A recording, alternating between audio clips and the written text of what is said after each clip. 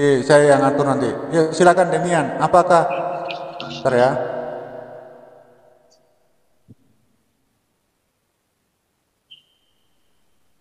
Oke. Assalamualaikum warahmatullahi wabarakatuh. Kita jumpa lagi dalam diskusi antara Demian dan Pak Martin dengan teman-teman di sini ada Mas Yusuf, ada Ivan Putra, Khalid Bismillah, Umi Dini, dan juga dari Mas Yuar SHR dengan tema perbedaan ajaran Islam dan Kristen. Apakah perbedaan yang sebenarnya itu? Bagaimana sih penjelasannya tentang ajaran Kristen itu? Apakah Kristen itu cukup mengimani saja tanpa pakai akal atau logika? Silakan Demian untuk membuka tema yang barusan kita buat ini. Silakan Demian, waktu dan tempat. Silakan. Selamat malam, shalom saudara-saudara semua.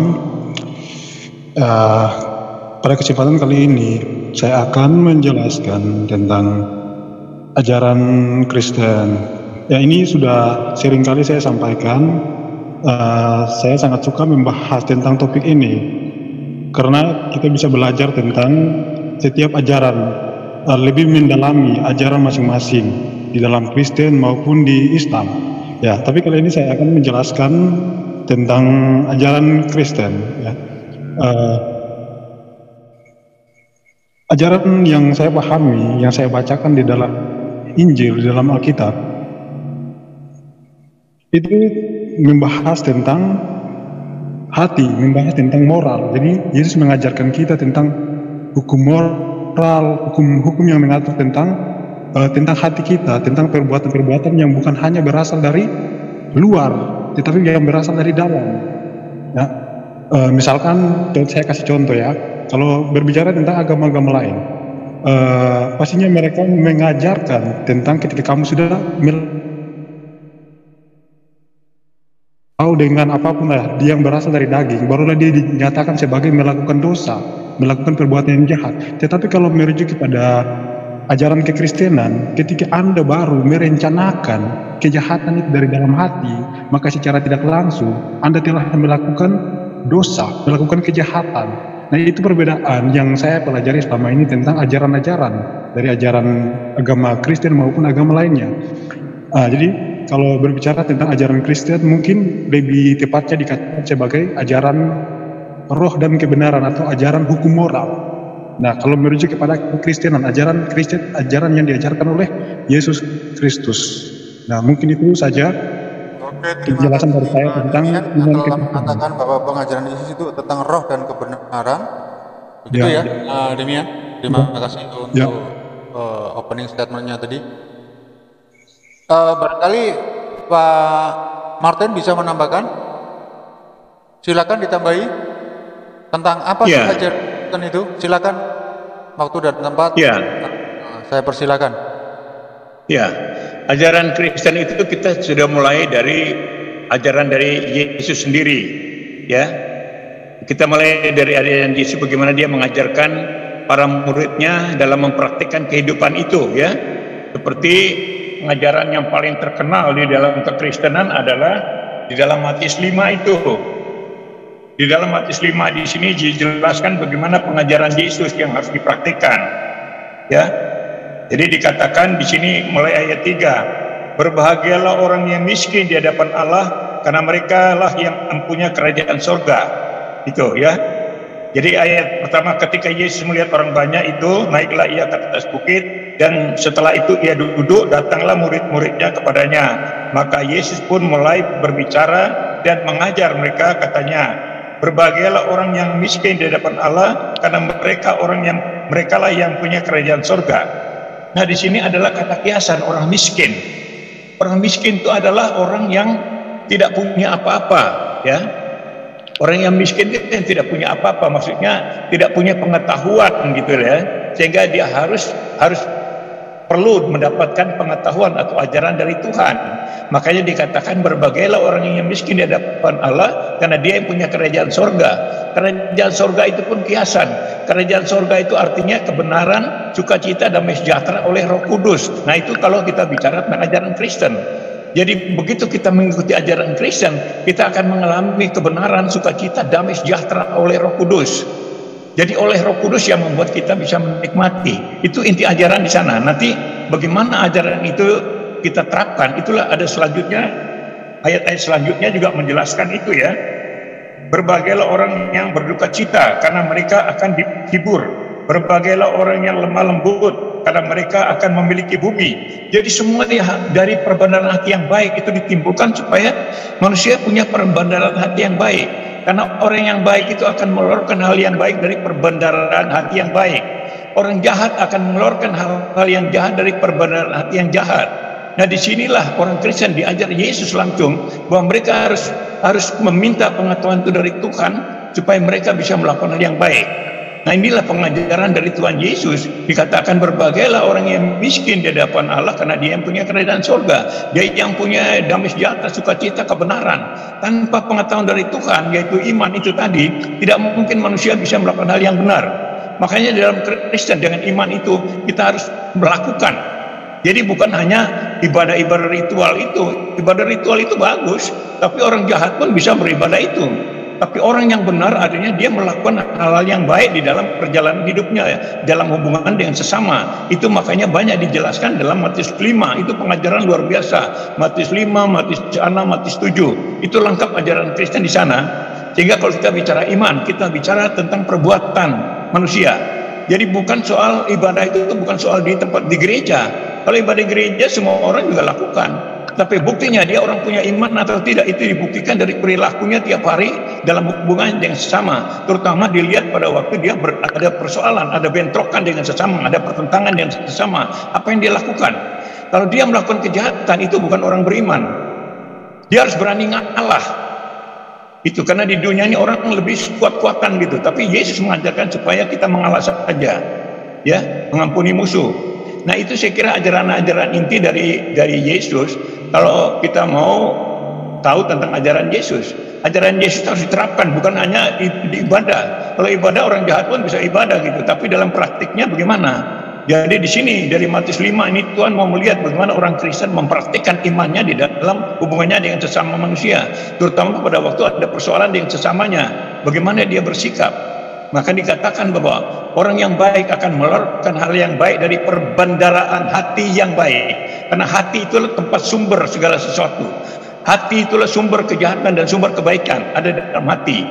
Kalau tanpa Tuhan campur tangan di dalam hati manusia, manusia akan menjadi jahat. Makanya Kristen itu diajarkan ada Roh Kudus untuk berkuasa di dalam hati dan pikirannya. Nah ini yang mungkin sementara yang saya bisa sampaikan untuk menggenapi apa yang disampaikan oleh saudara Demian.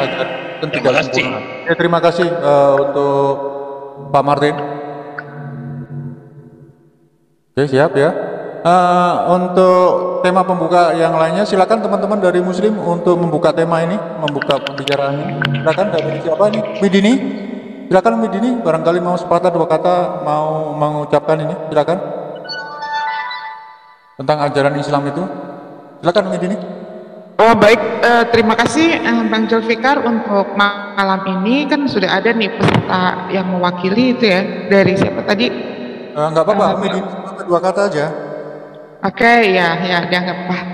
Terima kasih nih untuk teman-teman yang ada di Zoom meeting dan di room di live chat ya. Terima kasih. Kebetulan katanya barusan ada kabar dari bawah ini notisnya Umi Dini hilang dari pemberitahuan ya. Apa?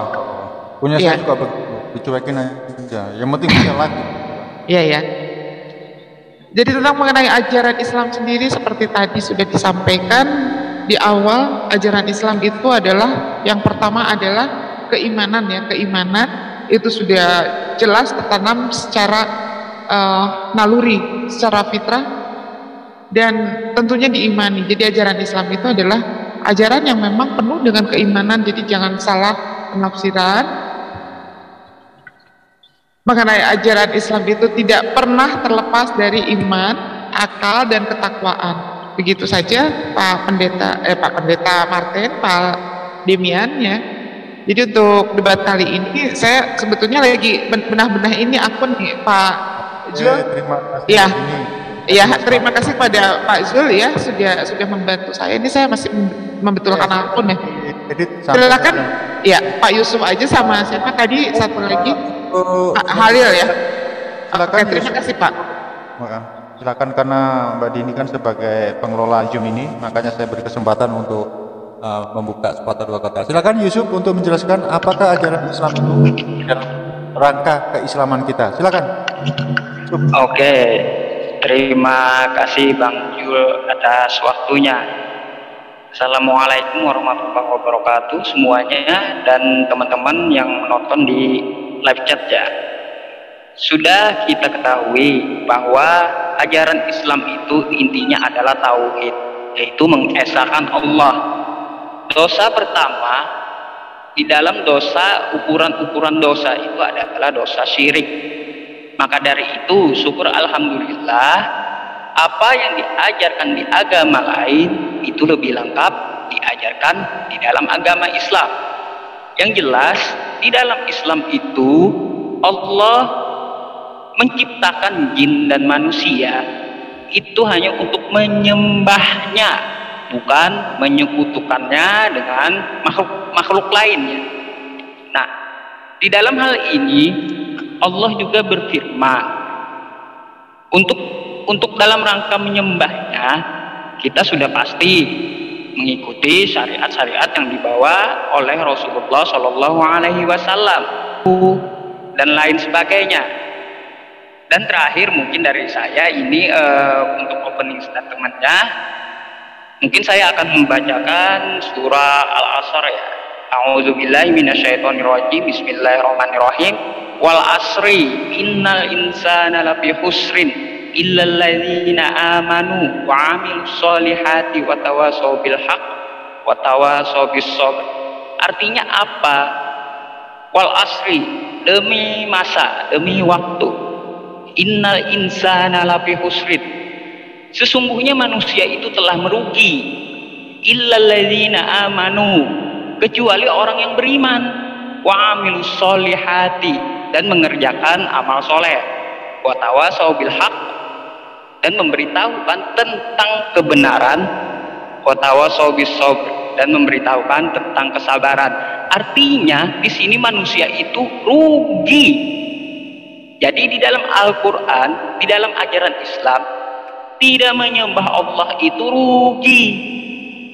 Artinya di dalam tauhid Islam jelas kita mengesahkan Allah Subhanahu wa Ta'ala untuk disembah, karena Dialah Maha Pencipta, lagi Maha Pengasih dan Maha Penyayang. Mungkin Bang Khalid bisa ditambahkan. Ya, bismillahirrahmanirrahim. Rabbi shrah li sadri wa yassir li amri wahlul 'uqdatam min lisani yafqahu qawli. Sebagaimana yang dikatakan Ahli Yusuf tadi, bahwa inti ajaran Islam adalah tauhid. Jadi Islam itu ajarannya adalah hablum minallah dan hablum minan nas. Hablum minallah itu adalah ajaran tauhid, yaitu mengisahkan Allah sebagai satu-satunya pencipta yang berhak untuk disembah. Ya, itu ajaran Islam. Untuk ajaran hablum minallah yaitu mengisahkan Allah. Ya, ajaran Islam itu mulai dari kita bangun tidur sampai tidur kembali itu sudah ada tuntunannya dalam Islam, ya. Sudah jelas. Ya, mulai kita lahir sampai kita mati juga jelas bagaimana tuntunannya.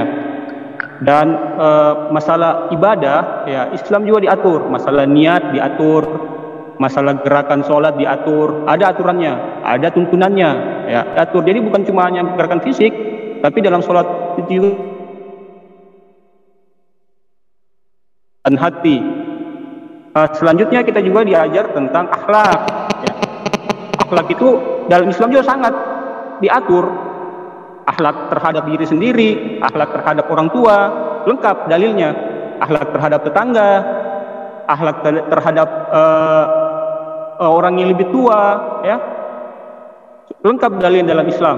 Ya. Dan Islam itu adalah ajaran yang preventif. Apa itu ajaran preventif? Yaitu ajaran yang mengajarkan kita untuk menjauhi agar kita tidak terjatuh pada sesuatu yang buruk, sesuatu yang jahat. Saya ambil contoh, ya, ada sebuah hadis bahwa Rasulullah ditanya, ya Rasulullah, bagaimana dengan orang yang zolim dan menzolimi. Ya, kalau bagaimana menolong orang yang zolim dan orang yang menzolimi. Kalau orang yang dizolimi kan kita tahu bagaimana cara menolongnya. Tapi kalau cara menolong orang yang menzolimi, ini ditanyakan kepada bagaimana caranya. Ya, caranya adalah mencegah dia dari menzolimi. Ya, beda dengan ajaran di agama Pak Martin, bahwa kalau kita tampar pipi kanan, kasih pipi kiri. Kalau ajaran Islam nggak boleh seperti itu, Pak. Itu artinya kita memberi keleluasan orang untuk berlaku zolim. Nggak boleh, Pak, dalam Islam itu, Pak. Jadi dalam Islam itu tidak diajarkan untuk mencegah orang untuk berbuat zolim. Tidak boleh ketika kita ditampar pipi kanan, kasih pipi kiri. Kenapa? Karena dia akan berdosa, Pak. Karena kita memfasilitasi dia berdosa. Nggak boleh. Dalam Islam itu caranya kita itu bersikap sama orang adalah mencegah dia dari berlaku zolim kepada orang yang lain. Ya, terima kasih. Itu saja. Terima kasih untuk Mas Khalid Bismillah. Mas Valen atau Mbak Dini, tolong aku diberi C-host karena Mas Yusuf ini kadang-kadang tanpa sengaja suaranya keluar ini. Mbak Valen? Terima kasih ya untuk dari teman-teman Islam yang telah menjabarkan apa ajaran Islam yang sebenarnya itu. Untuk sesi selanjutnya, sesi bertanya ya.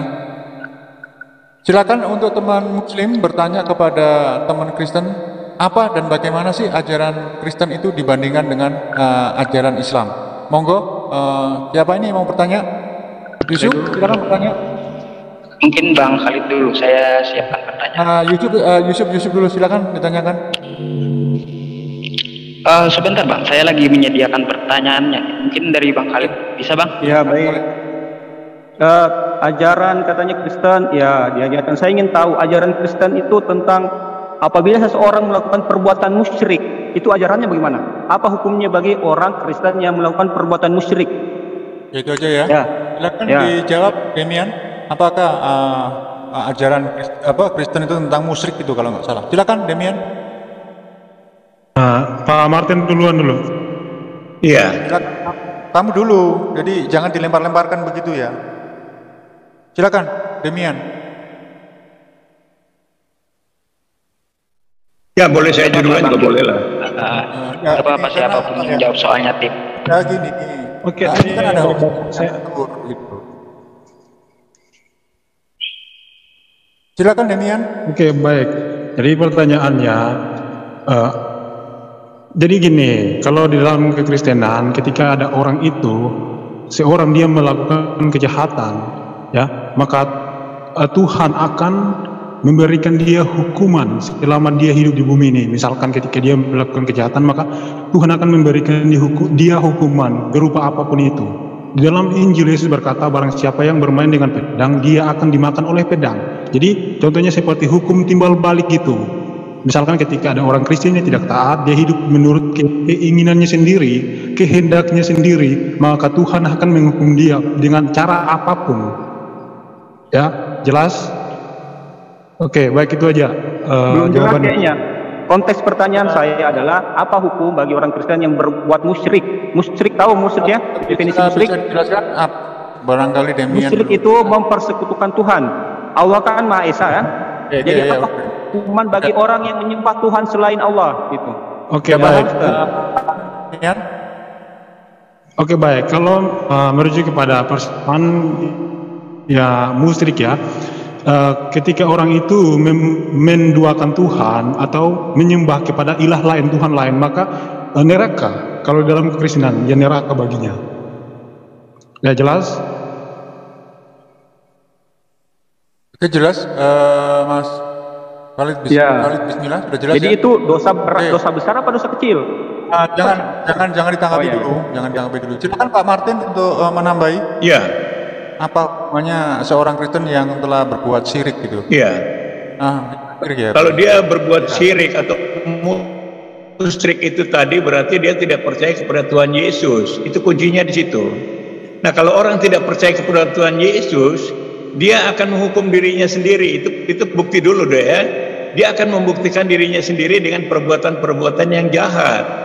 Karena Yesus itu mengajarkan yang jahat. Jadi kalau kita percaya kepada selain Yesus, kita akan melakukan hal yang jahat. Seperti tadi dikatakan bahwa orang Kristen itu salah karena terpeleng pipi kiri kasih pipi kanan.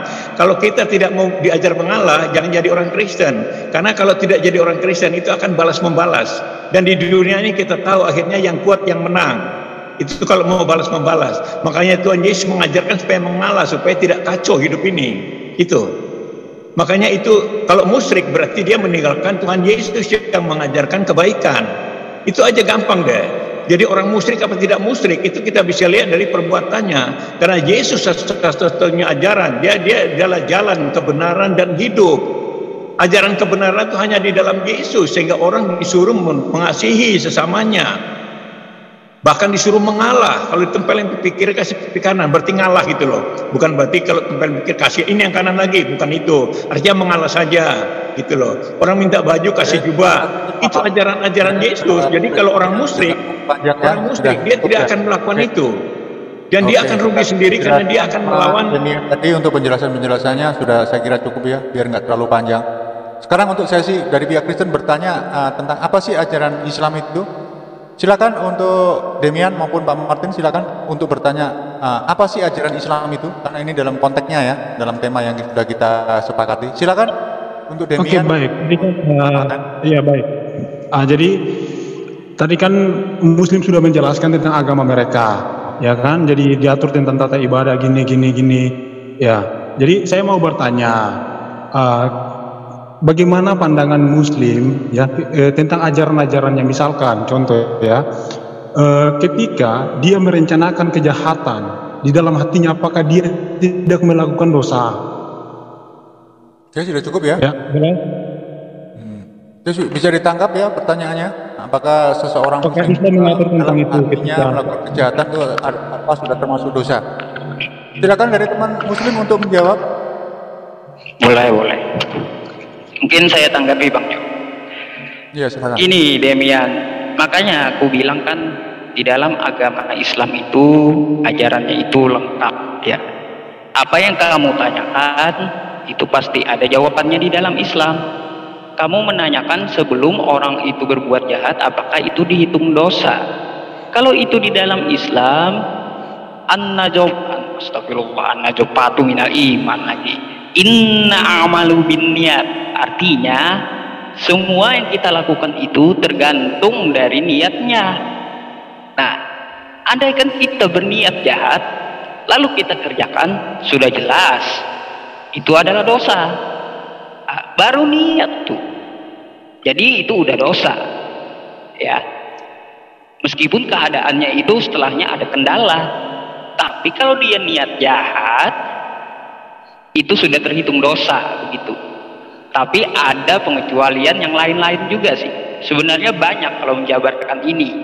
Nah begitu. Mungkin dari Bang Khalid boleh menanggapi. Saya sih handle ya. Sudah cukup ya? Cukup Bang, cukup. Meskipun kita niat, katakanlah niat mencuri itu sudah ada hitungannya. Mungkin hitungannya beda ya. Silakan untuk Mas Khalid Basmalah. Barangkali bisa menekankan lagi itu masalah niat. Silakan Mas Khalid, bismillah. Silakan dibuka mic-nya. Mungkin saya bisa share dalil ya. Saya nggak bisa jawab kalau nggak pakai dalil. Ya, silakan.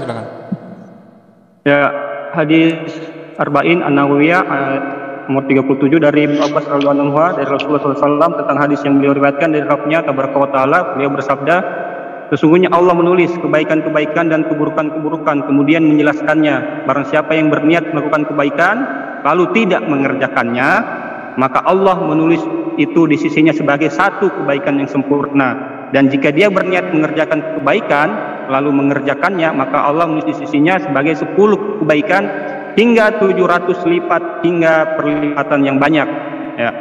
Jika dia berniat melakukan keburukan lalu tidak jadi mengerjakannya, maka Allah menulis di sisinya satu kebaikan yang sempurna. Dan jika dia berniat melakukan keburukan lalu mengerjakannya, maka Allah menulis itu sebagai satu keburukan ya. Itu hadisnya. Oke, terima kasih untuk Mas Khalid Basmalah. Sekarang sesi bertanya lagi untuk dari pihak Muslim. Silakan bertanya kepada pihak Kristen. Tolong yang dari pihak Kristen nanti dihadirkan juga berupa screenshot maupun ayat-ayat agar di sini kita semua, baik yang di Zoom maupun yang di live comment, sama-sama belajar bagaimana sih ajaran Kristen yang sebenarnya itu. Pakai data ya Mas ya, Pak Martin sama Mas Demian. Silakan dari pihak Muslim untuk bertanya. Boleh dari saya, Pak. Boleh, silakan. Nah, teman-teman di dalam Kristen itu selalu menggembar-gemborkan ajaran kasih mereka, kan seperti itu. Nah, sesuai apa yang dikatakan oleh Yesus, kasihilah Allahmu dengan kekuatan akal budi dan hati. Nah, jika kalian menggembar-gemborkan masalah ajaran kasih ini, bagaimana jika kalian bermasalah dengan sesama manusia lalu yang salah itu mati? Itu bagaimana hukum di dalam Kristen? Silakan. Ya Bang, tolong diulangin, kurang kedengaran. Pertanyaannya nggak jelas ya. Tolong ulangi lagi. Gini Pak Martin, ibaratnya saya ada salah sama Pak Martin ya, karena kan di dalam Kristen itu katanya ajaran kasih ya. Nah, saya ada salah sama Pak Martin, lalu saya mati, gak sempat minta maaf atau minta ampun sama Pak Martin. Saya ini nasibnya seperti apa? Apakah juga ditebus dosanya atau bagaimana begitu? Karena kan di dalam ajaran kasih itu katanya Yesus turun ke bumi itu untuk menebus dosa. Artinya ya semau gue dong di dunia ini. Saya bermasalah sama Pak Martin, saya mati juga ditebus Yesus. Apakah begitu? Baiklah. Silakan bagaimana hukumnya? Bisa ditangkap. Jadi begini. Bisa ditangkap Pak Martin sama Demian? Ya, Ya, Oke, bisa. Oke, silakan waktu dan tempat. Saya persilakan. ya. Saya jelaskan ya. Bicara soal perbuatan seperti itu, apa ditebus atau tidak, Yesus datang itu untuk menebus dosa manusia, yaitu kecenderungan hati manusia yang selalu membuahkan kejahatan. Itu di Kejadian 6 ayat 5 ya. Jadi kecenderungan manusia setelah jatuh dalam dosa itu selalu berbuat yang jahat. Artinya apa? Setiap ada masalah dia dengan orang lain, kecenderungan untuk melawan, untuk menjahati itu lebih kuat daripada yang baik-baik. Itu masalahnya di situ. Nah, inilah yang ditebus oleh Yesus. Niat-niat jahat, niat-niat dari jahat orang Kristen itu ditebus, itu artinya dia sudah dibebaskan dari perbuatan manusia dosa waris itu. Karena dosa waris itu adalah kecenderungan untuk berbuat jahat. Nah, setelah dia ditebus, dia sudah dianggap sebagai umat Tuhan, umatnya Yesus. Nah, lalu Yesus mengajarkan seperti yang tadi saya bacakan di Matius 5 tadi, bahwa sebagai orang Kristen harus bergantung kepada ajaran Tuhan Yesus, yaitu melakukan hal yang baik terhadap sesamanya. Itu harus melakukan yang baik. Kalau tidak melakukan yang baik berarti dia salah, dan ada akibatnya dari perbuatan yang salah. Misalnya kita berpukul orang sakit, itu akan dilaporkan polisi, dipenjara juga, dan Tuhan juga akan membiarkan dia sampai dia bertobat gitu loh. Karena orang bisa berbuat yang baik kalau dituntun oleh Tuhan sendiri, yaitu oleh Roh Kudus. Nah, di Kristen itu lengkap itu. Orang harus dituntun oleh Roh Kudus supaya dia bisa melakukan yang baik. Sehingga bicara tentang kelakuan manusia itu di dalam Kristen itu dikaruniakan Roh Kudus, sehingga supaya memampukan manusia untuk berbuat baik. Itu kalau tidak, manusia akan cenderung jahat. Begitu dia tersinggung, dia marah, lalu apa saja dia lakukan. Nah, kira-kira begitu ya. Jadi penebusan dosa itu untuk dosa waris. Tapi kalau tunggu dulu. Dosanya lagi sudah tadi kata sudah cukup. Oke, sekarang untuk Demian silakan ditambahin. Iya, Kalau bisa baik. ya, Jadi datanya yang dikeluarkan ya. Iya, baik. Jadi pertanyaannya menarik. Jadi siapa sih manusia yang tidak pernah melakukan kejahatan? Semua manusia pasti melakukan kejahatan, baik sengaja maupun tidak sengaja. Kalau berbicara tentang Kristen, ketika ada orang Kristen, ketika dia melakukan kejahatan, ya, dia akan dihukum sesuai dengan apa yang dia perbuat, tetapi di bumi ini. Yesus berkata, barang siapa yang bermain dengan pedang, maka dia akan dimakan oleh pedang.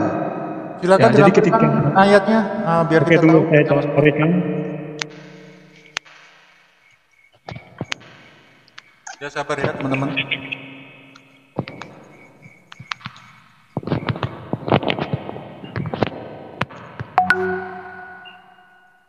Ya, Matius 26 ayat 52. Bisa di-share screen-nya? Ya, tunggu.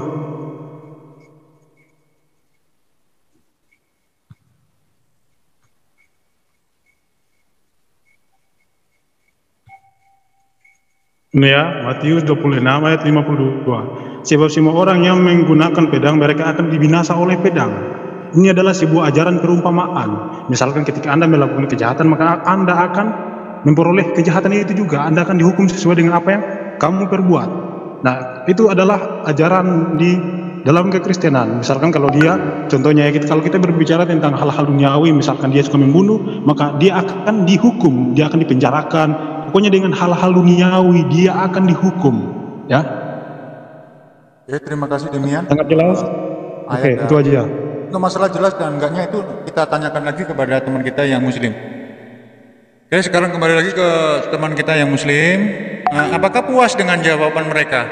Kalau Allah belum puas, tolong ditekankan lagi pertanyaannya biar kita clear semua dari sini. Silakan untuk Mas Yusuf maupun Khalid Basmala untuk lebih menekankan lagi. Bentar bang. Tadi kan pertama kita bertanya, tetapi kita tidak diberikan Ya, untuk menanggapi apa yang mereka jawab. Ini saya ngatur. Saya ngatur ya. Jadi kamu sudah memberikan jawaban. Nah, sekarang katanya sama pihak muslim. Nanti kamu dapat bergiliran juga. Pihak muslim apakah puas dengan jawaban mereka? Kalau enggak puas, silakan menekankan lagi. Barangkali dari jawaban-jawaban teman Kristen yang berdua tadi itu ada yang kurang puas bagi teman-teman muslim. Silakan teman muslim. Iya. Tadi pertanyaan saya seputar musyrik kan dijawab oleh Pak Martin ya. Yang tadi sudah kita terus, kita memperkuat dari pertanyaan Mas Yusuf tadi loh, masalah apa tadi itu dosa atau apa itu, diperkuat aja itu. Apakah jawaban mereka berdua itu memuaskan? Oh, saya silakan ke Mas Yusuf kayaknya, karena dia yang bertanya. Ayo, mungkin bisa. Nanti saya nambahin saja terakhir. Ya, sebenarnya banyak yang ditanyakan lagi sih. Tapi kalau melihat dari jawabannya makin tambah banyak pertanyaan. Nanti lah, mungkin setelah ini. Ya. Oke ya, sudah cukup ya. Oke, kalau sudah cukup, teman-teman masih menyimpan lagi pertanyaannya, silakan dari pihak Kristen untuk bertanya kepada pihak Muslim, apapun itu ya, silakan ditanyakan. Iya, tadi pertanyaan saya ya, tadi ada yang mengatakan bahwa orang Kristen itu ditempelin pipi kiri kasih pipi kanan. Itu berarti tidak cocok, tidak sesuai dengan akal, kan gitu kira-kira maksudnya itu. Nah, sekarang saya tanya pada saudara-saudara. Maaf, tadi tidak ada pertanyaan masalah ayat yang dibahas itu. Justru Pak Martin sendiri yang mengatakan ayat itu. Yang saya dengar tadi pihak Muslim tidak ada pertanyaan masalah ayat itu, tidak ada. Sekarang tentang tempeleng. Iya, tempeleng. Kan ada yang menanggapi ajaran Kristen.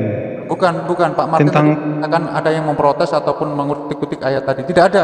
Saya lihat di sini tidak ada. Sekarang tidak apa-apa. Ya, makanya saya luruskan. Tolong yang lainnya diam, saya luruskan. Sekarang giliran Pak Martin bertanya kepada pihak Muslim. Silakan Pak Martin, Mas Demian. Iya, ini pertanyaan saya. Kalau misalnya Muslim ditempeleng, itu bagaimana? Apa reaksinya apa gitu loh? Itu yang saya tanya, itu gampang aja kan? Bagaimana seorang Muslim kalau tadi orang Kristen ditempeleng pipi kiri kasih pipi kanan. Nah, bagaimana orang Muslim kalau ditempeleng itu bagaimana reaksinya sesuai dengan Al-Quran gitu? Silakan dari Mas Khalid maupun Mas Yusuf. Kalau kita ketika kita mau ditempeleng, sebagaimana saya tadi jelaskan tentang hadisnya, bagaimana menolong orang yang menzolimi, yang mencegah dia dari menzolimi dengan cara apa? Menangkis, ya, atau misalkan kita menjaga jarak sama dia, atau seperti yang dilakukan oleh Nabi Isa, ketika misalkan sudah ditempeleng, ya tanya, kenapa kau tempeleng saya? Ditanya, jangan dikasih pipi kanan, ditanya, kenapa? Apa alasannya? Kenapa kau tempeleng saya? Ya kan gitu. Kalau misalkan kita ingin membalas, dalam Islam diperbolehkan, tapi tidak boleh melebihi. Tidak boleh melebihi dari apa yang telah dilakukan pada kita, tidak boleh melampaui batas. Kalaupun kita maafkan itu lebih baik. Kalaupun kita maafkan itu lebih baik, dan Allah Subhanahu wa taala menjanjikan pahala yang besar bagi hambanya yang memaafkan. Ya. Itu jawaban saya. Ya, jadi berarti boleh membalas ya. Sebentar Pak Mantir, bisa di-share hadisnya? Mas Khalid? Bisa di-share hadisnya, Mas Khalid? Boleh. Saya cari dulu. Jawaban kamu, silakan. Sabar ya, yang lainnya. Tentang pertanyaan Pak Martir tadi, kalau pihak muslim ditempeleng itu bagaimana di Al-Quran? Sebenarnya ada Al-Quran, ada hadis ya.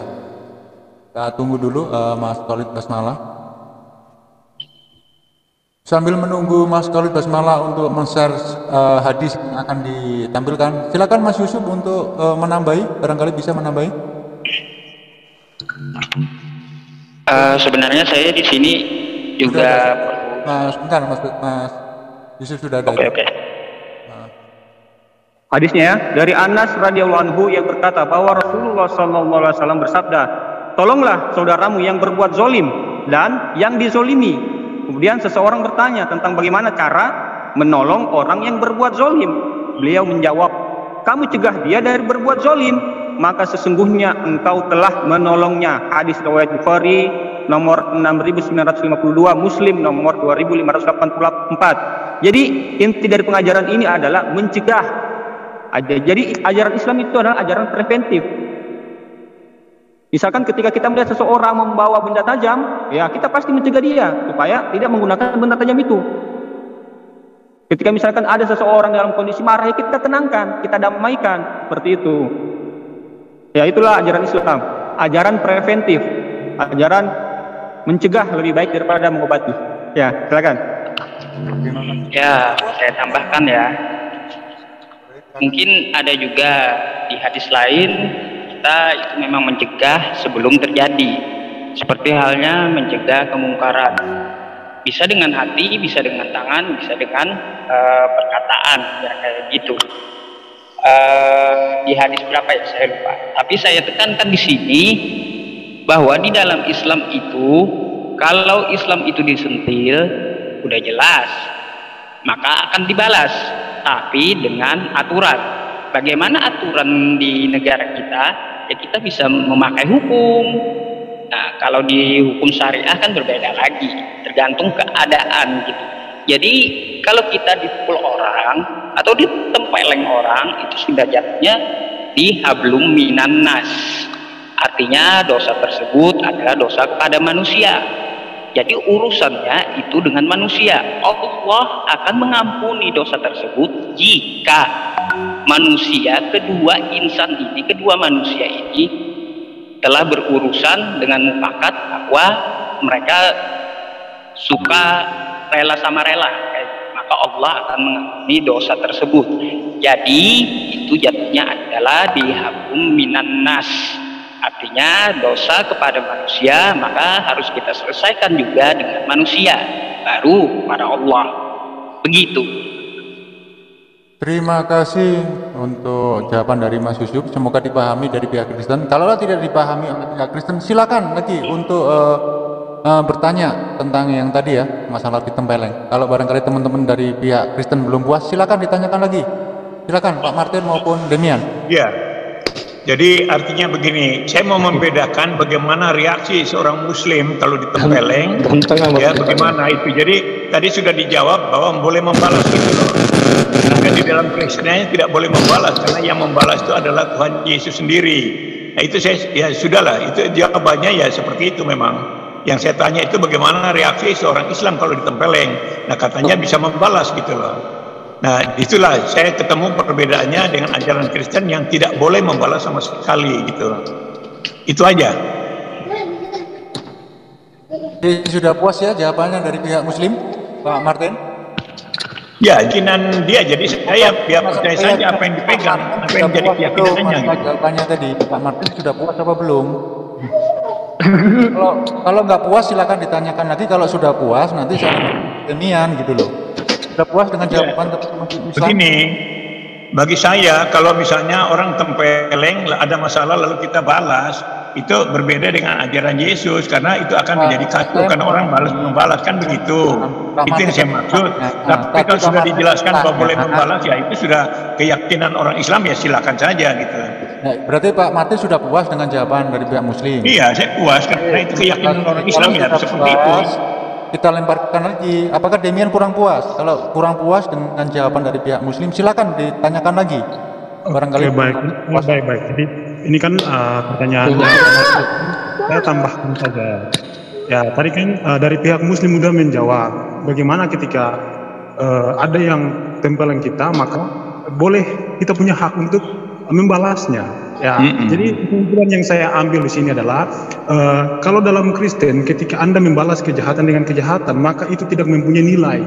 Kejahatan Anda berbuat jahat, dia juga berbuat jahat, kalian sama-sama tidak mempunyai nilai amal. Kalau dalam Kristen ketika ada orang yang berbuat jahat kepada kita, maka kita membalasnya dengan kebaikan, dan kita itu mempunyai nilai amal, nilai kebaikan.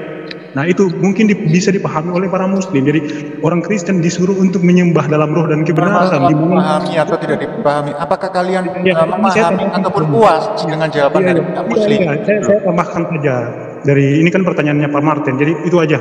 Bukan pertanyaan itu sudah tanyakan puas apa tidak. Kalau nggak puas, kamu bisa tanyakan lagi. Kurang mendengar itu Bang Jul, jawaban saya mereka itu. Nggak apa-apa. Kalau kalian kurang puas, silakan bertanya lagi.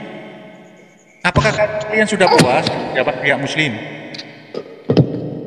Ya, puas. Ya, kita sudah puas karena kita sudah tahu itu prinsip dasar orang Muslim gitu. Kalau sudah puas, sekarang saya sih bertanya pada pihak Kristen lagi atau pihak Muslim. Ya. Silakan dari pihak Muslim untuk bertanya lagi kepada apa sih ajaran. Tunggu dulu, giliran kami bertanya dulu dong. Dari kan Muslim udah bertanya. Tadi kamu kan bertanya, pihak Muslim menjawab, dan kamu tak tanya lagi, kamu puas. Berarti kan ini pertanyaannya dari pihak Muslim sekarang. Ingat itu ya. Puas kan puas. Ya, sekarang pihak Muslim yang bertanya kepada pihak Kristen, nanti saya gilir kok itu. Insya Allah saya ini. Silakan dari pihak Muslim untuk bertanya. Bang Khalid, boleh saya duluan Bang Khalid? Saya mau share screen. Mungkin satu kali lagi lah ya. Setelah ini Bang Khalid boleh bertanya. Boleh share screen Bang. Ya, membalasnya sesuai hukum yang berlaku.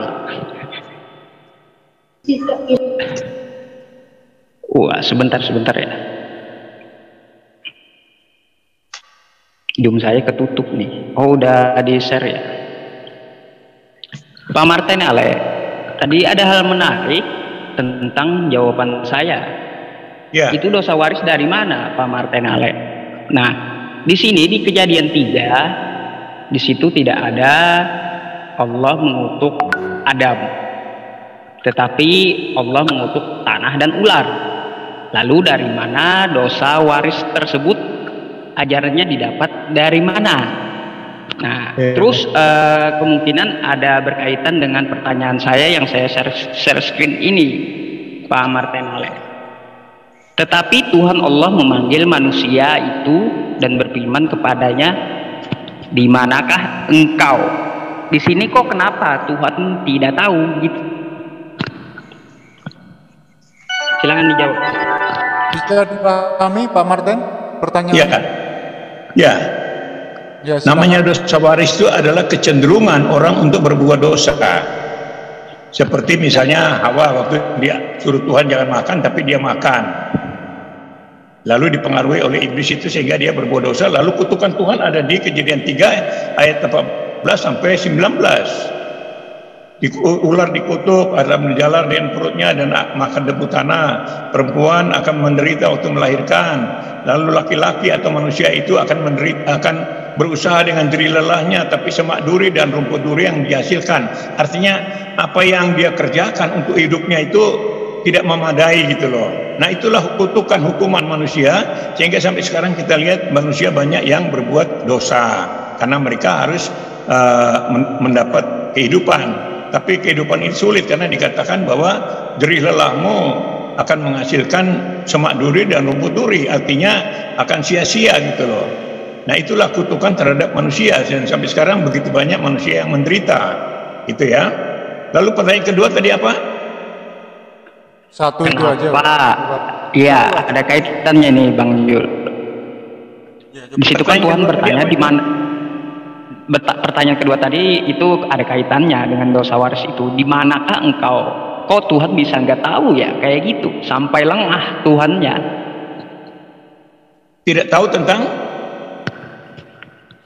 Bapak baca aja di Kejadian 3 ayat 9. Tetapi Tuhan Allah memanggil manusia itu, berfirman kepadanya, di manakah engkau? Kok Tuhan bertanya, nggak tahu dia.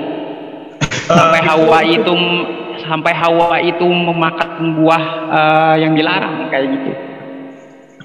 Manusia diberi kehendak bebas ya. Setelah manusia diciptakan menurut gambar dan rupa Allah, artinya sempurna, itu manusia dikasih kehendak bebas. Makanya Tuhan katakan, semua buah pohon di tengah-tengah taman, semua pohon di taman ini boleh kamu makan buahnya dengan bebas. Tetapi buah pohon di tengah-tengah taman ini jangan kau makan, karena pada hari yang kau makan engkau mati. Artinya manusia diberi kebebasan untuk memilih, gitu loh. Jadi kebebasan free will itu Tuhan berikan. Nah, sampai sekarang pun Tuhan berikan kepada manusia, mau percaya kepada Tuhan atau tidak. Manusia bebas saja sekarang, mau percaya atau tidak silakan. Tapi kalau tidak percaya ada risikonya. Nah, percaya juga sama yang mana? Kalau salah percaya juga ada risikonya, menderita juga gitu. Itu maksudnya seperti itu.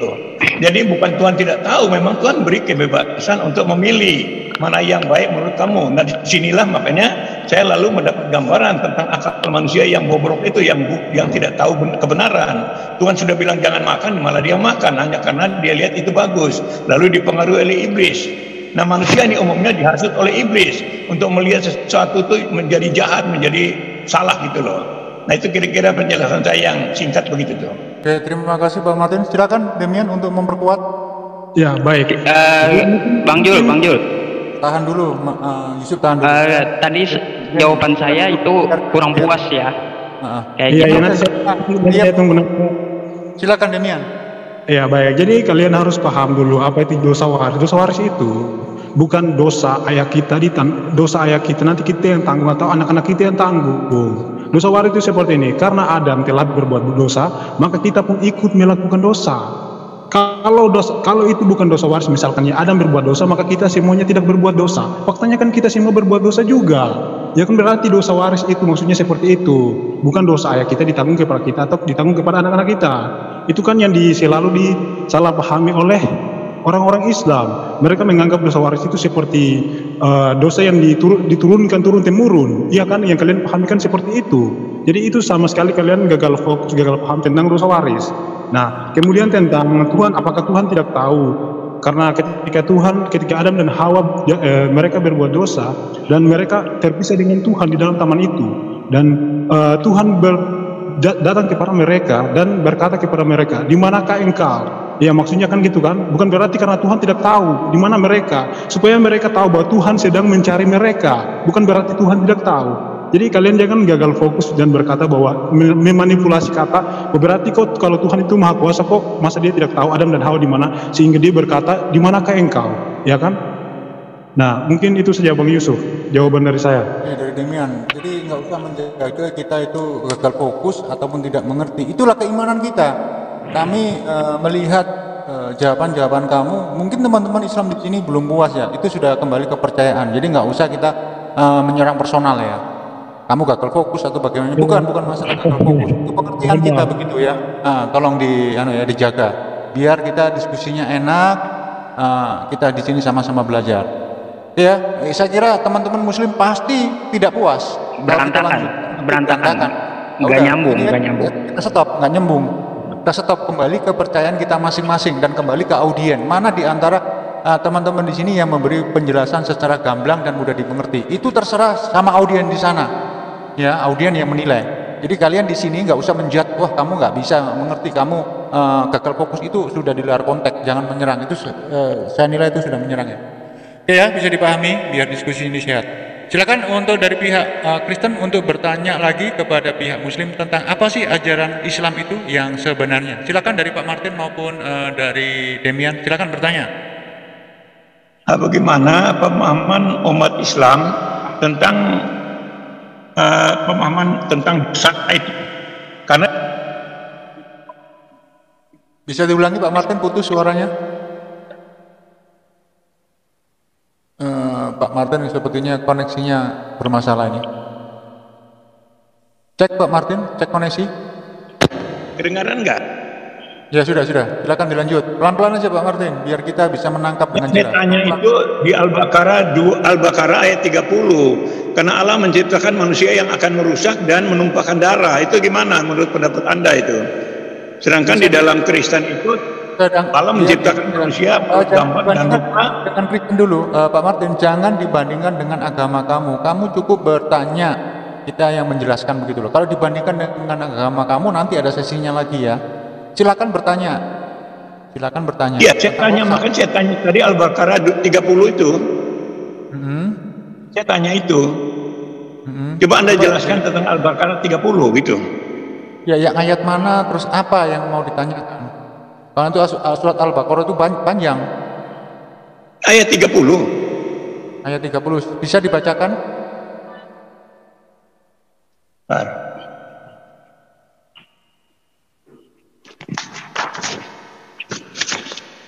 Allah menciptakan orang yang akan merusak dan menumpahkan darah. Itu intinya di situ tuh. Bahwa Allah menciptakan manusia yang akan merusak dan menumpahkan darah. Ya, yang ditekankan surat Al-Baqarah ayat 30 yang iya, itu yang saya tanya. Bagaimana saudara yang Islam bisa menjelaskan itu? Oke, terima kasih untuk pertanyaannya. Silakan dari pihak Muslim untuk menjawab pertanyaan dari Pak Martin yang sepertinya belum paham untuk surat Al-Baqarah. Silakan dijawab dengan hasbul nusulnya dan lain sebagainya. Silakan dari pihak Muslim menjawab. Siapa dulu? Saya atau Bang Adit? Kamu boleh. Silakan. Oke, Pak Martin Ali. A'udzubillahi minasyaitonirrajim. Di dalam surah Al-Baqarah ayat 30 itu menceritakan bahwa Allah itu ingin menjadikan makhluk baru, yaitu manusia. Di situ malaikat komplain, ngapain menciptakan manusia, mereka cuma akan menumpahkan darah kayak gitu. Jadi artinya di sini itu adalah sebuah komplain dari malaikat kepada Tuhan Maha Pencipta, begitu. Karena malaikat tahu manusia ini lebih sempurna diciptakan dari mereka, yaitu mempunyai kehendak bebas. Jadi mereka bebas melakukan apapun, termasuk pertumpahan darah, begitu. Nah, artinya di sini di ayat ini itu adalah komplainnya malaikat kepada Tuhan Maha Pencipta, kepada Allah Subhanahu wa Ta'ala. Manusia itu kalau diciptakan, kata malaikat, hanya akan menumpahkan darah karena mempunyai kehendak bebas. Itu aja sih, nggak ada masalah di situ. Oke, mungkin dari Bang Khalid, silahkan. Silakan dari Mas Khalid, Bismillah. Ya udah cukup kayaknya, yang 26 bait sudah jelas kan. Kalau itu kan jelas bisa merupakan protes iblis ya, merupakan protes iblis yang saya agak tahu sedikit-sedikit itu. Yang lainnya mau menambahkan? Saya kira cukup ya. Dari pihak Kristen, apakah masih ada yang mau ditanyakan lagi atau masih kurang puas dengan jawaban dari pihak Muslim tentang surat Al-Baqarah tadi yang membuat penasaran Pak Martin? Silakan Pak Martin kalau barangkali belum kepuasan. Artinya bahwa Tuhan izinkan perbuatan itu karena ada kehendak bebas kan. Jadi manusia boleh melakukan hal yang jahat itu, menumpahkan darah, ya, merusak dan menumpahkan darah. Karena di dalam Alkitab dikatakan Allah menciptakan manusia berubah dan rupa. Jangan dibandingkan dengan Alkitab. Jangan dibandingkan. Jadi kapasitas. Oh gitu. Oke lah. Ya berarti bahwa di dalam Al-Baqarah 30 itu Allah memberi kebebasan kepada manusia untuk berbuat yang jahat, begitu. Bisa dijawab Mas Yusuf ataupun ada kurang pengertian, makanya dijelaskan lebih gamblang, pelan-pelan, gamblang agar teman-teman Kristen memahami tentang surat Al-Baqarah tadi. Silakan yang gamblang, akurat dan jelas. Pak Martin, tadi dari penjelasan saya apa yang dikomplainkan, ditekankan Pak Martin? Sorry, bisa diulangi nggak? Bisa diulangi? Ya, tadi kan Anda bilang ada kehendak bebas untuk melakukan apa saja, termasuk kan berbuat yang jahat, merusak dan menumpahkan darah, kan itu kan? Jadi berarti Allah Subhanahu wa taala itu mengizinkan orang untuk melakukan itu. Gitu. Kira-kira gimana menurut Anda? Nah, di sini Allah memberikan kehendak bebas. Artinya itu adalah kehendak manusianya sendiri. Ya, Pak Martin ya. Jadi mereka mau berbuat buruk atau berbuat baik itu terserah kehendak manusianya sendiri. Makanya Allah menciptakan surga dan neraka. Siapa yang mengikuti Allah, ajaran Allah, apa yang diajarkan Allah melalui nabinya, itu sudah pasti jelas balasannya itu adalah surga. Nah, apabila dia ingin mengikuti hawa nafsunya, kehendak bebasnya, kehendak yang jahat, ya sudah, Allah menciptakan neraka. Kan simple, bukan berarti Allah mengizinkan, tapi memang free will-nya manusia itu berbuat buruk dan berbuat baik. Makanya saya katakan di situ manusia itu sempurna daripada malaikat. Paham, Pak? Ya, boleh saya tanya lagi? Ya silakan. Bukan pertanyaannya, ini puas apa tidak? Ya belum puas.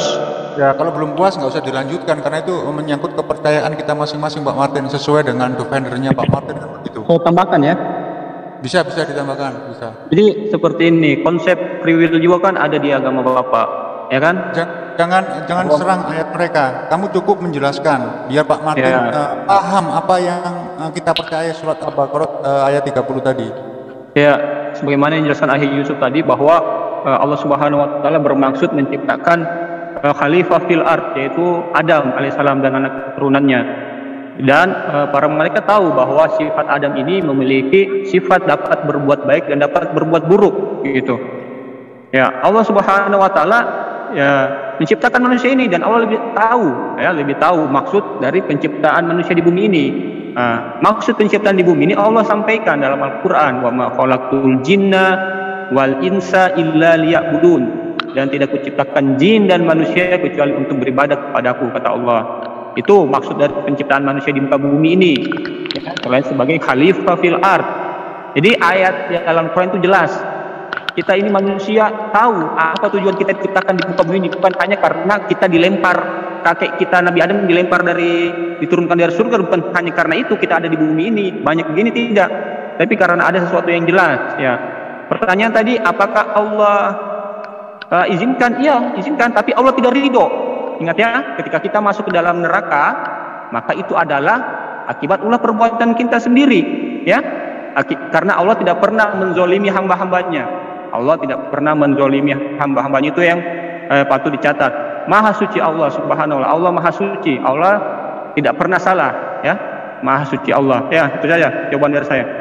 Terima kasih Mas Khalid Basmala. Ya mungkin dari pihak Kristen belum puas ya. Ya itu sudah kembali ke kepercayaan masing-masing. Itulah jawaban kita sebagai Muslim.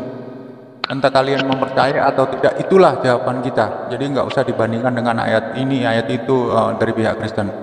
Ya, semoga dipahami ya. Jadi diskusi bisa searah dan tidak melebar kemana-mana. Ini untuk sesi berikutnya saya lemparkan lagi kepada pihak Muslim. Tadi pihak Kristen sudah bertanya 2 kali sesi.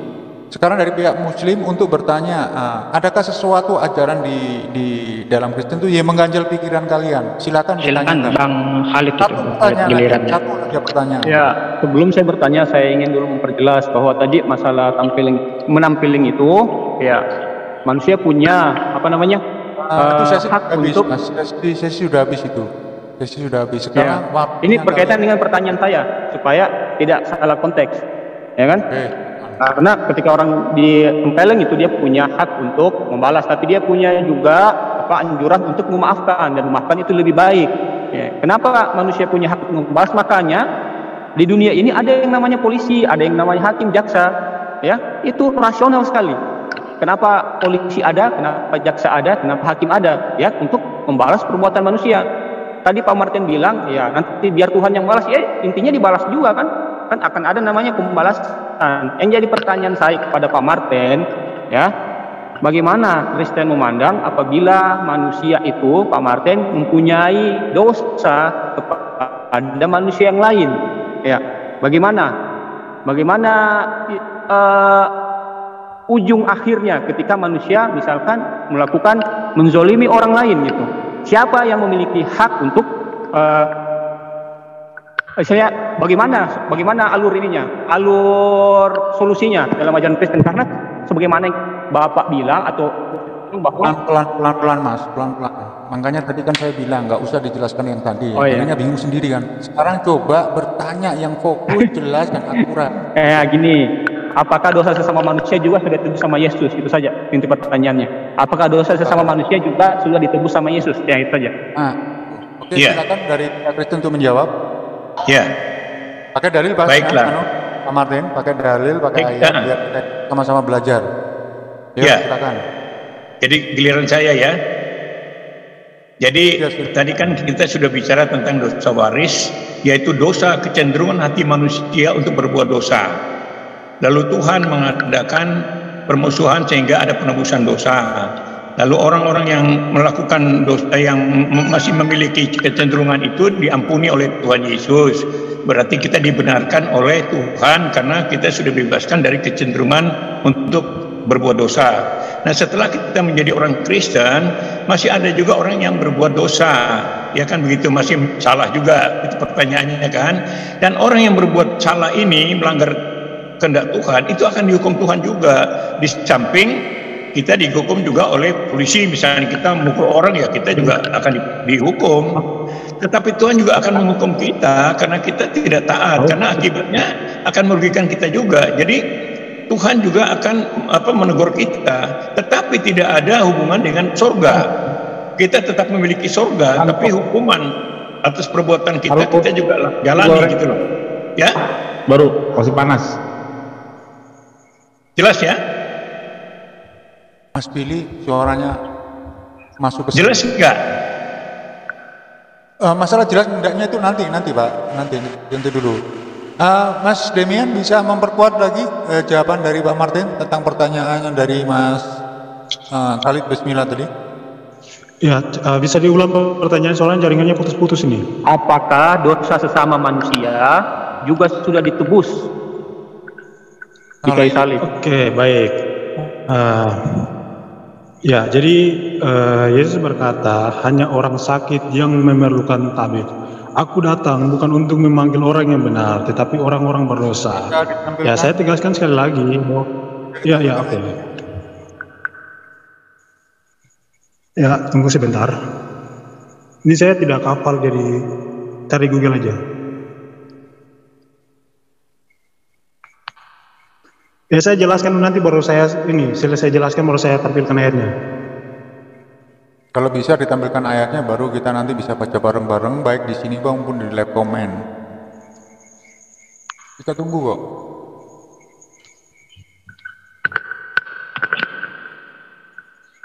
Kamu sebutkan ayatnya aja, biar teman-teman di sini yang jaringannya agak kuat bisa membantu ayat yang kamu maksud.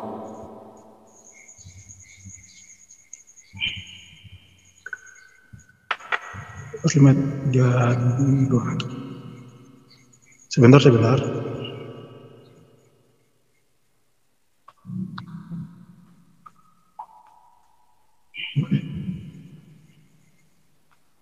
Udah. Ya, kita masih nunggu beberapa saat lagi.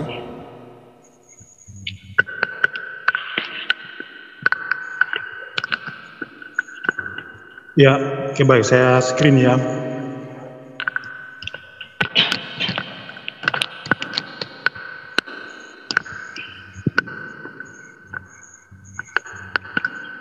Sudah hampir 1 menit, Demian. Iya, makanya tadi kan saya katakan. Nanti baru saya screen. Oke, baik nih. Ayat 31 sampai 32. Lukas 5 ya. Lalu jawab Yesus kepada mereka, katanya, bukan orang sehat yang memerlukan tabib, tetapi orang sakit. Aku datang bukan untuk memanggil orang benar, tetapi orang berdosa supaya mereka bertobat. Ya, itu sangat jelas ya. 31 sampai 32.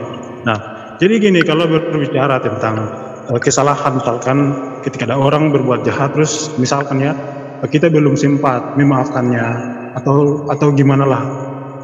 Jadi kita sebagai manusia ya pastinya kan semua orang pernah melakukan sengaja, melakukan dosa baik sengaja maupun tidak sengaja. Ya. Jadi kalau merujuk kepada kekristenan, tidak memandang dia itu mempunyai dosa kecil atau dosa besar. Yang namanya dosa, ketika dia sudah melakukan dosa, maka tempatnya kekal di neraka. Berbeda sama agama-agama lain. Ya, jadi ketika ada orang Kristen, ya, di mana dia melakukan dosa, pastinya kan dia akan dihukum seperti yang tadi sudah saya jelaskan. Misalkan ketika dia mencuri, dia akan dihukum. Misalkan dia akan masuk penjara, dia akan hidup susah, dia akan mendapat celaka. Jadi pokoknya dia dihukum. Ketika dia melakukan dosa, dia akan dihukum selama dia masih hidup di bumi ini. Misalkan, saya kasih contoh tentang John Kay misalkan ya. Dia dari muda dia suka membunuh segala macam. Nah, dia kena batunya juga kan, kena masuk penjara dan segala macam. Ya kan? Jadi mungkin itu saja jawaban dari. Terima kasih dengan jawabannya dari pertanyaan Mas Khalid Basmala. Mungkin dari pihak Kristen, pihak Muslim mungkin belum puas ya, sama-sama belum puasnya. Saya kasih lagi satu lagi penekanan ataupun ketidakpuasan. Silakan diungkapkan di sini dengan keterangan dari pihak Kristen tadi. Silakan. Makin dijawab makin tidak jelas. Pertanyaan saya kan jelas. Apakah dosa sesama manusia itu ditebus? Jawabannya sudah jawab. Ditebus apa Gini. Tadi kan Panggil. Boleh saya mengajukan sesuatu enggak? Kalau yang terakhir itu boleh 2 pertanyaan gitu. Enggak, jangan. Nanti melebar kemana-mana. Satu pertanyaan. Malahan dijawab tadi bahwa, ya kan, saya masuk lagi ya. Ketika dijawab bahwa penebusan dosa itu adalah menghilangkan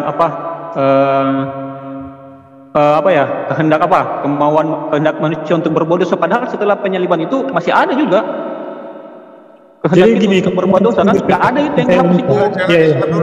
Pertanyaan saya, saya luruskan dulu. Iya, tunggu nanti kamu untuk meluruskan. Ini ketidakpuasan dari pihak Muslim. Tolong diungkapkan dulu, baru bisa kamu jawab. Kenapa alasan saya kenapa nggak puas saya ungkapkan dulu ya. Tadi dijawab bahwa akan dibalas di dunia. Loh, faktanya Hitler dia membunuh jutaan orang. Dia cuma mati gitu aja kok, nggak sebanding dengan jutaan orang yang mati ketika Perang Dunia Kedua kan, nggak sebanding. Ya, jadi pertanyaan saya, apakah Yesus itu menebus juga dosa sesama manusia? Ya kan, judul iman kalian kan biasa kalian mengatakan bahwa Yesus menebus dosa. Apakah dosa sesama manusia ditebus juga? Ya clear kan? Dari sisi yang berbuat dosa dan sisi orang yang menerima, apakah dari sisi pembuat dosa dan orang yang dari sisi orang yang menzolimi dan dizolimi, ya itu. Nah itu ketidakpuasan dari jawaban kalian dari pihak Kristen. Silakan untuk meluruskan. Baik, saya luruskan. Ketidakpuasan teman-teman Islam tadi. Ya, penebusan dosa itu bukan berarti ketika Yesus menebus maka kita menjadi suci di dalam dunia ini. Misalkan ketika kita melakukan kejahatan berarti langsung kita menjadi suci lagi. Bukan seperti itu. Tetapi pengampunan dosa itu, misalkan gini, ketika kita mati, kita yakin dosa kita telah diampuni. Atau tidak aja, ditebus atau tidak, itu aja, simpel aja. Nggak usah panjang-panjang. Iya, harus dijelaskan. Kalau tidak nanti kamu ulang-ulang karena nggak ngerti. Iya atau tidak. Nanti setelah iya atau tidak baru jelaskan. Iya, makanya saya jelaskan, menebus dosa itu bukan ketika kita melakukan dosa maka kita menjadi suci lagi, atau ketika Yesus menebus maka kita tidak menjadi suci. Konteks saya